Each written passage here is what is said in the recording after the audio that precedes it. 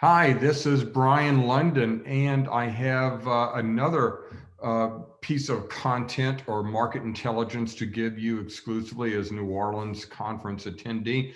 I'm speaking with my old friend and longtime friend, Dana Samuelson of American Gold Exchange.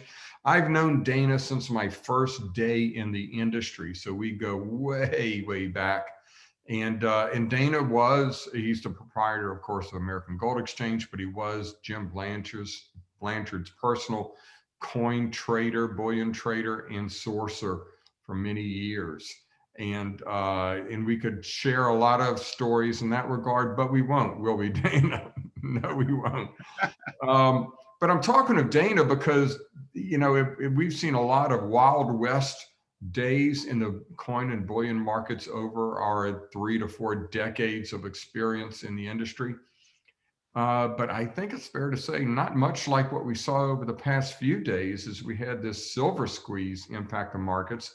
As we speak last week, I sent out a golden opportunity saying that we would probably at some point this year see the bullion markets dry up for gold and silver, that you would not be able to find any gold and silver bullion coins. And that was kind of a controversial view by some expressed on Twitter. And I completely agreed that it was possible this year and predicted that it would in fact happen at some point this year. I did not know it would happen within virtually hours of me sending that out, as over the weekend, the Redditors and the meme mob came in and targeted silver. And of course, a lot of these silver bugs saw that happening and went in and scooped up as much as they could. Over the weekend, Dana, essentially all of the silver bullion and probably gold to some extent as well in North America, essentially all the inventories were absorbed by that wave of demand, weren't they? Yeah, a good portion of it, not all of it, but a lot of it was. I mean, there's still metal to sell, but there's definitely was a big buying wave that came through over the weekend, mostly in U.S. Silver Eagles and spilling into Canadian silver Maple Leafs, a couple other sovereign minted products, privately minted rounds and smaller bars in particular, 10-ounce bars and some 100-ounce bars. Were bought up in large volumes, yes. And it put a squeeze on what was already a fairly tight supply line for a couple of different reasons. I can elaborate on those now if you'd like. Yeah, because one of the points that I was making last week was that it doesn't take a major crisis or anything to really create this kind of a supply bind, because we've seen that happen at least a few times over the past decade, and over the past year. This is the second time, because back in March we had another call and talked about that situation happening at that time, because people don't appreciate that inventories are not bottomless in the US. In particular, you get most of your product, or your most popular products, come from government mints like the US Mint and the Royal Canadian Mint. And as it turns out, government agencies aren't the best business people. I mean, who would have thought, right? and they don't have great inventory control. They're always responding or trying to respond to demand. And the last thing I guess they ever want is a surplus. So supplies are tight, and they were already tight. Right. So like you said, we've been through this, 3 or 4 times on a larger scale over the last 10 years. After the 2008 financial crisis, we got into a crunch like this in 2009. And I think we had another one in early 2011 when the gold price really spiked. We had another one last March when the economic lockdowns on the country started in earnest, and gold and silver took that big sell-off and then rebounded. So it's not unusual for us to be in a situation where there's just more demand than there is physical available product on the shelf. Now the mints keep producing, but it's like a snake biting, eating something that's twice as big as it is. That big bubble's got to get through first. And it takes a while to replenish the supply line. So since March of last year, all of the mints and production facilities around the world have been affected by COVID. So production's been moderately impacted since then. They can't have normal production lines. That's number one. Number two, at the end of the year, we go through the year-end changeover where we change from the last year's issue to this year's issue. And there's typically a 2-week hiccup in supplies then. Is normal every year. Cement's closed down for the holidays and they change over. Three, following the January 6th events in Washington, we had a buying surge which tightened up what was already a pretty tight supply. And now the crazy kids came and piled on us this past weekend. And it was like a buying surge when a hurricane's coming for milk and bread at any store there is. They just wiped out on the shelf inventories.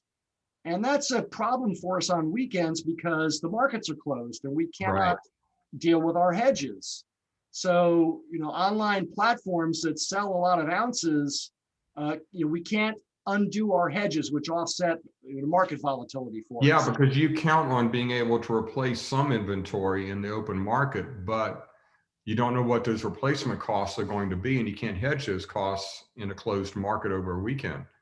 Right. Well, the primary problem with silver was it closed on Friday, I think a little over $27 an ounce, and it gapped up, $1.50 on the open Sunday night. So all those ounces that got sold over the weekend got sold at $27 an ounce. And then hedges get pulled off at $28.50 as soon as the market opens on Sunday night.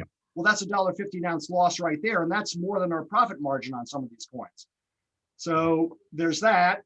Then there's the supply squeeze. And then there's, we're all competing for product in a very hot market all of a sudden. So we bid the premiums up on what is physically available right now. And we have had a real premium increase for the first time since last March and April when we went through a similar phase like this. Well, let's talk about that while you're on the topic. Where are premiums right now? Say for a silver American Eagle. Normally, what's the premium? And the premium is the price above the melt value, the spot melt value. Where are the premiums normally, if there is such a thing as normal over the last year or so, and where are they now? In a normally supplied market with silver in the $25 range, normally we're selling silver eagles for $4.49 to $4.99 over the spot price. Okay. Canadian silver maple leafs we're selling for $3.49 to $3.99 over the spot price. The mint distributors charge us about $1 to $1.50 an ounce less than that. Okay. And in the current market, silver eagles we're offering them in volume right now at $8.99. Some of our competitors are offering them at $9, $10, $11, and $12.99 over spot in volume for eagles. Maple leafs are going for we're at $6.99 right now in volume, but our competitors are at $7, $8, $9.99 over. So we're always trying to be on the fair side, whether we're buying or selling. I never, want to chase everybody up. And we have seen some of our online competitors, some of the big boys, really get a little egregious in this cycle. And they're charging quite a lot. Wow. And so in a normal market, you've got $3 to $4 of manufacturing costs, distribution costs above the silver, the price, the melt value of silver. $2 to $3, $2 to $3.50, $2 to $3.50. Let's put it there. To you or to the retail investor? No, to me. Yeah. Right. And then you're adding a couple of dollars, so $3 to $5 of cost to the retail investor above now. So he's paying $30 a coin thereabouts for when silver's at $25 an ounce. Right. And now it's going for 33 to 38, 39. You can find silver at $40, $41 on some sites. Wow. So conservatively speaking, then the premiums have jumped about $5 an ounce just because of the surge in demand. Risen. Yeah. They've gone up about $5. Right. Yeah, it's about right. Mm-hmm. So where the rubber meets the road on the street, the silver market is operating at about $5 over spot, higher than the paper silver market on the futures exchanges. Correct. And that's not accounting for, or is accounting for manufacturing costs, distribution, et cetera, et cetera.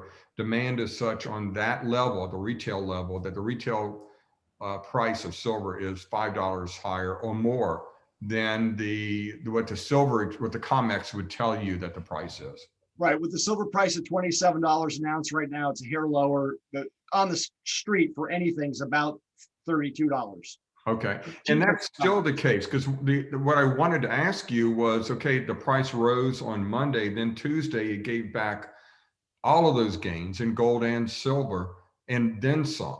And so, if you hedge, I know that probably played havoc with hedges, et cetera. And Not if you do it correctly. No, we bought a lot of silver on Monday and we hedged it all. So when okay, it dropped 250 an ounce on Tuesday, it didn't matter to us. We were hedged. okay, Yeah. so you're protected on that drop. But Right. what happened on that drop with demand? Did demand slacken at all?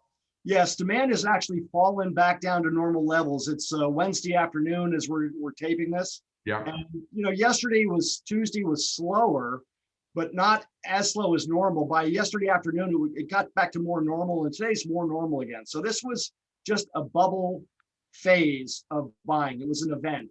Okay, the pig and the python, as it were, just traveling Yeah. through. Okay. Yeah, but the effects on the physical silver market, the premiums, these things don't dissipate fast and easily like the price return to normal, where it was, last week, the silver underlying spot price. It takes us a month, 5-6 weeks to digest this kind of a surge and get the product lines, resupplied again. So demand is healthy, but not overwhelming, but the supply issue now is keeping premiums elevated. Yeah, I expect to see higher premiums for at least 2 or 3 weeks until supply lines can really load up again. And that's barring, another wave, which I don't think we're going to have, but who knows? Everything's crazy these days. Well, that's the other aspect. We don't really know if there's another wave coming in another battle in the war being fought. And we'll talk a little bit about that in a minute. But let's get to the practical nature of it. If I'm a retail investor who wants to buy silver, which I am, by the way, we can talk about that later. But what are my options? What's out there right now in terms of silver? Are American Silver Eagles around? And let's talk a little bit about gold as well. Well, the most popular product is the American Silver Eagle. Our second most popular is the Canadian Silver Maple Leaf, but there's a lot of mints around the world. So there are, let me make sure I get this right. There's Austrian Philharmonics. Yeah. There are British Britannias. There are South African Silver Krugerrands now that have been around for the last couple of years. Mm-hmm. There are Australian silver coins, Chinese pandas. There are private manufacturers like Sunshine Italians that make generic 1 ounce rounds and generic 10 ounce and 100 ounce bars, or private manufacturers like the Royal Canadian Mint makes 100 ounce bars, Valcambi makes 100 ounce bars. So when we get into a surge in premiums on the most popular products, we roll into the lower premium products as much as we can, but they're even tight right now too. So they're up, $2 an ounce, where other things are up $3, $4, and $5. Wow. Yeah. So are they available though? Yes, in limited supply, but they are available. The lower demand items, but what about the American Silver Eagle, Silver Maple Leafs, and the like? Are they still available? Are they available at all right now? Right now, we are hand to mouth with the mints and what they will allocate to their distributors usually on Monday mornings. They tell them you're going to get 50,000 ounces, 100,000 ounces this week. They divvy up what they make on a weekly basis on an allocation level to their distributors, and then the distributors release it to their customers. Like I'm one of the customers of the mint distributors. Okay. And so there is product available, but from the biggest, most popular mints, we're on a complete allocation basis, and I don't know what I'm going to get the U.S. Mint, to release on Monday, or the Royal Canadian Mint. The other products from the other sovereign mints, they're a bit more plentiful, and they probably will be because they're a little less popular. But you sell out one, you go right down the chain. Okay, so they can be found from the less popular mints. Some of the less popular forms of bullion can be found, but you may not get your first choice, and it's probably limited supplies. This tells me that the relationship with a dealer is very important. because if you have a good relationship with a dealer, you know them, you've been dealing with them a while, you're probably going to be near the top of the line when product becomes available. But if there's a dealer you trust and you have the time to find a good dealer you trust, you're probably not going to get gouged like some of these less scrupulous dealers are doing out there right now.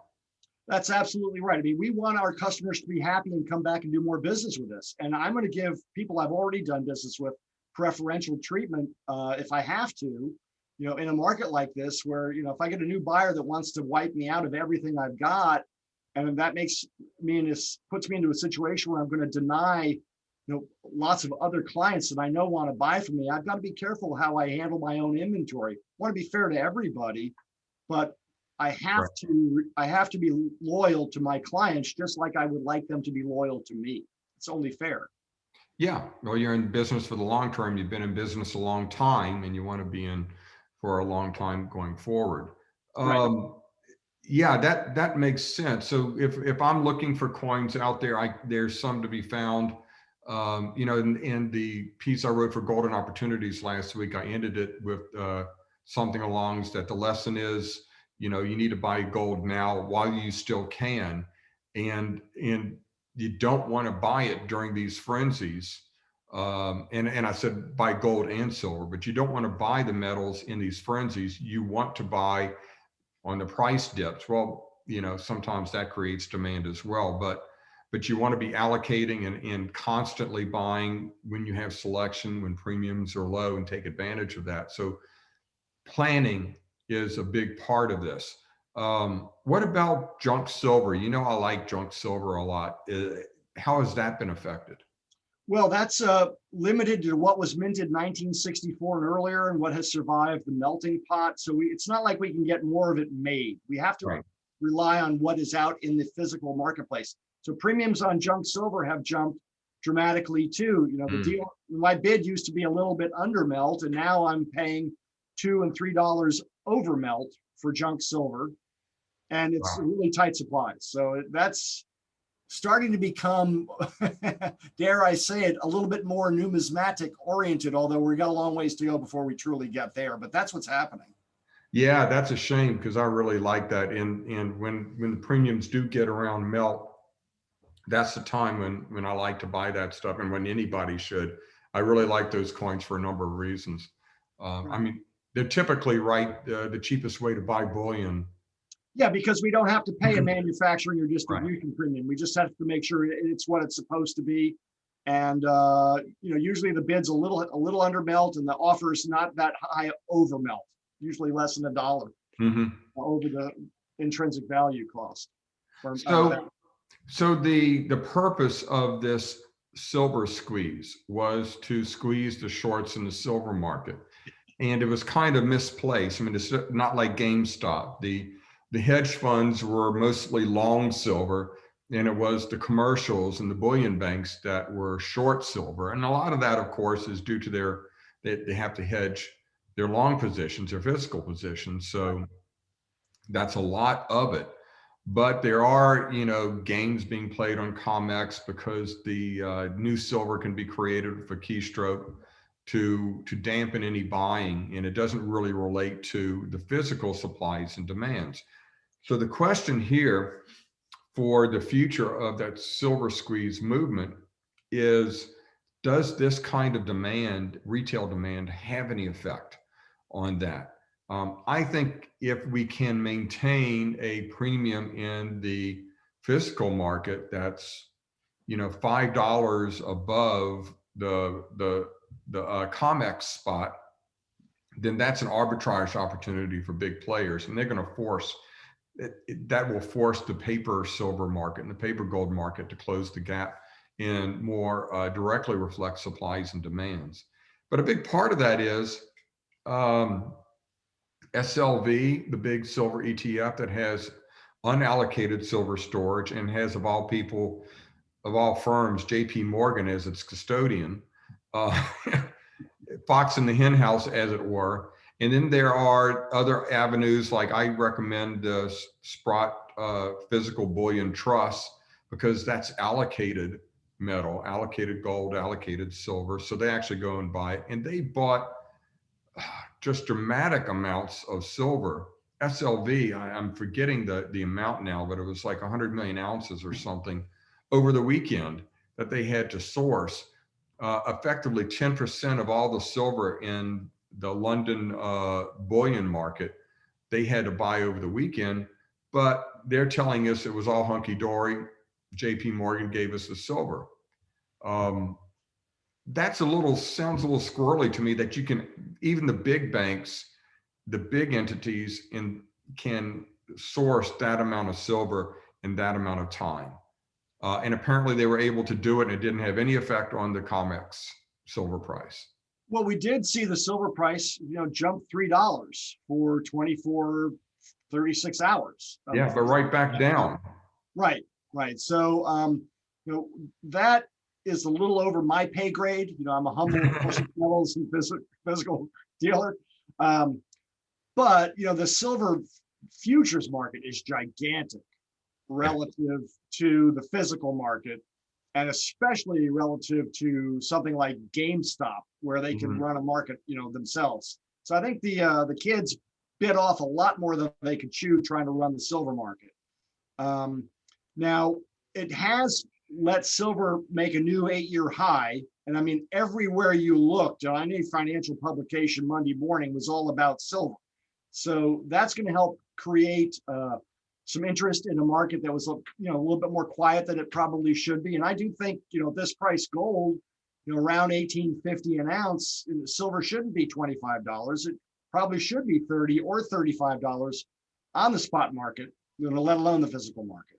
I just think that's where the relative value should be. And I don't see any reason why gold should be much less than it is today, about 1837, 1840. In fact, I think gold should be 1900 or 1950 in this environment with debt and deficits. But we're probably transitioning from a deflationary period into a more inflationary one, as one of the topics came up at the investment conference you put on every year last November. That was a couple of the speakers were talking about inflation will be the story of 2021. And I think they may be onto something. Yeah, and hearkening back to that, Jim Rickards and Lynn Alden and some other really smart people were remarking that the M2 money, the velocity of M2, money velocity of that monetary aggregate had just fallen off a cliff in the post-COVID situation, but it had already been steeply falling since 2008 and was in a general downtrend since 2000. And so I've gone back in Gold Newsletter and taken a look at that. And it's interesting because monetary velocity, which is an important component of retail price inflation, not necessarily monetary inflation, gauges the effect of a rising money supply. In that if you add to the money supply and you get a greater increase, a leveraged increase in gross domestic product, in the actual effect of that money, the economic effect of that money, then monetary velocity is rising. And what's happened since 2000 is that the central bank has come back and back over and over again with more liquidity, but with ever lessening effect of those liquidity injections, to the point now where $1 of new money creates much less than $1 of economic impact. So they're really bailing a boat that's leaking much more quickly. All that said, post-COVID, we had the economy driven so low that any increase is statistically very significant, is on a percentage basis, very significant. True, yeah. So bouncing back from those lows, I mean, we had 30% annualized GDP growth in the third quarter. Bouncing back from those lows is showing monetary velocity increasing. And we have had the sharpest uptick in monetary velocity in the last reporting that we've seen over 20 years.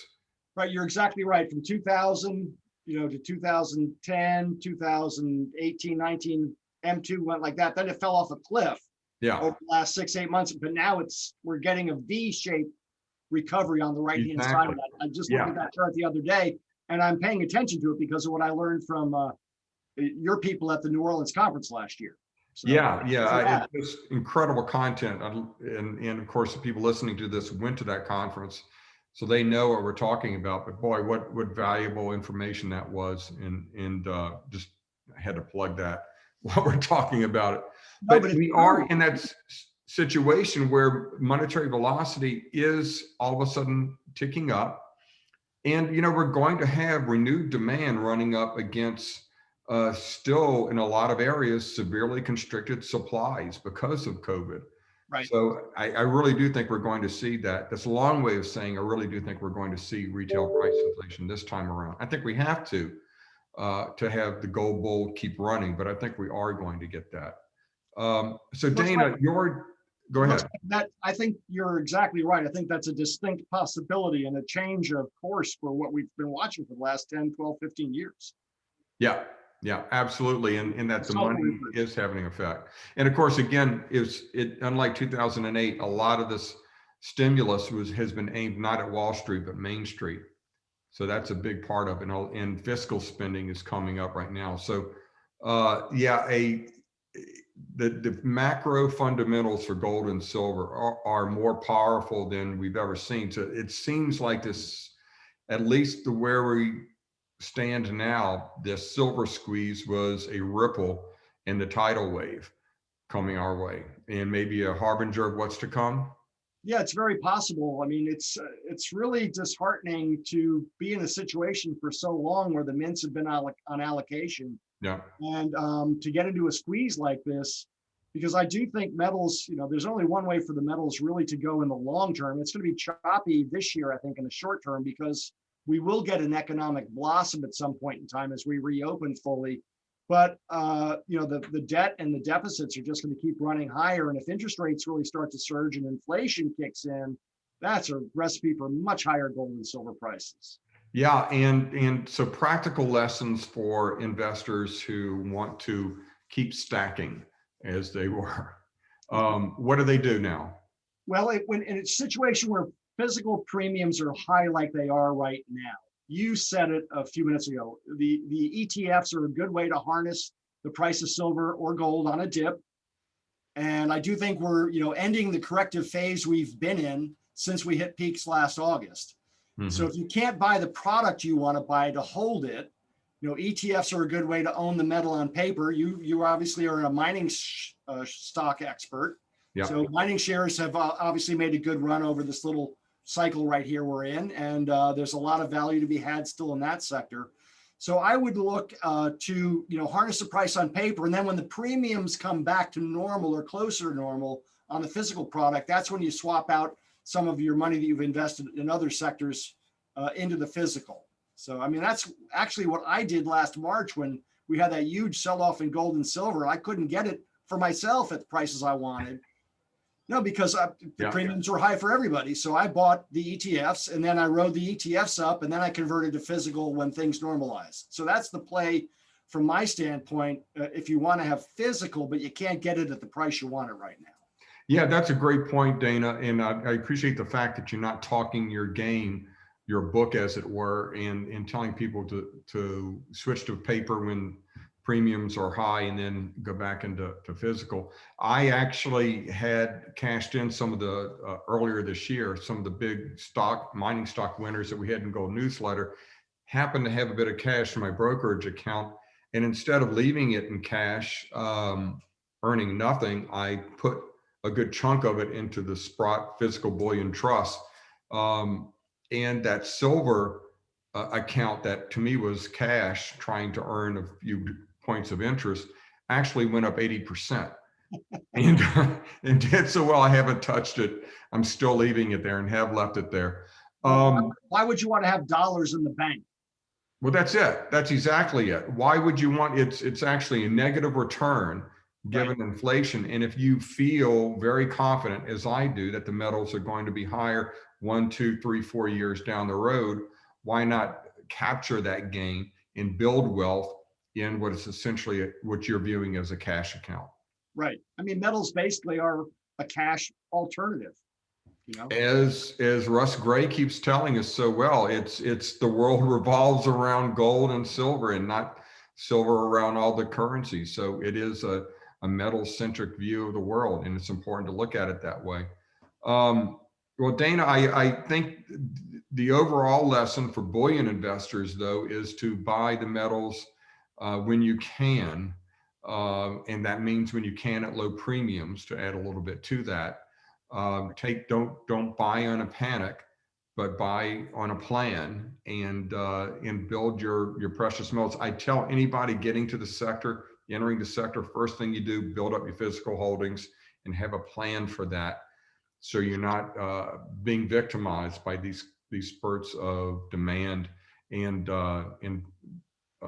drying up of supplies, droughts of supplies. So, Right. And you said it well earlier, and this is a little self-serving, but having a good relationship with your physical dealer is an important component of that equation.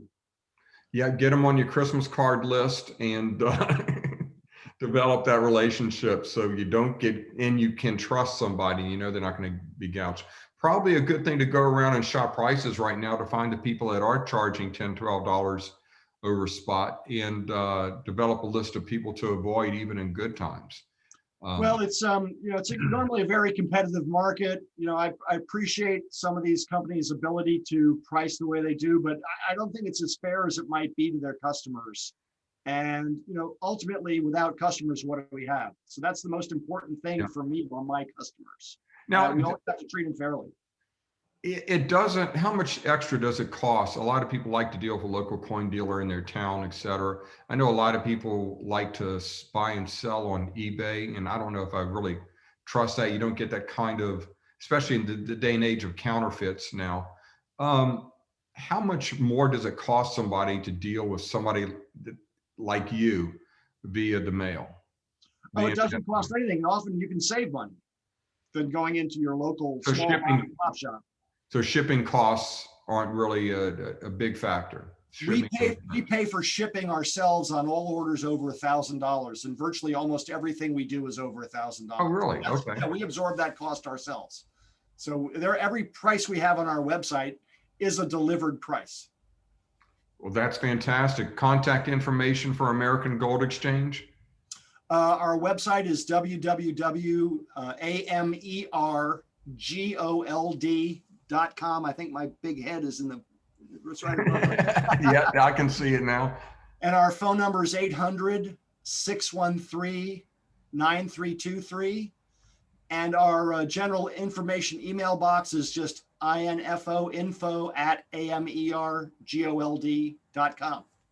Great. Dana, thank you for your time and advice and wise counsel and report from on the ground, in the trenches, at the forefront of the fight against the silver barons, the new silver barons out there.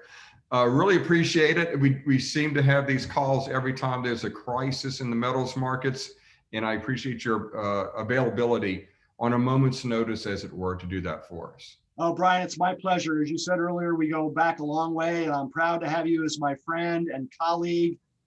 You've done remarkably well in your endeavors over the years, and I'm very proud of the accomplishments you've made. And it's just wonderful that we can continue on like we've been doing, hopefully for another decade or so.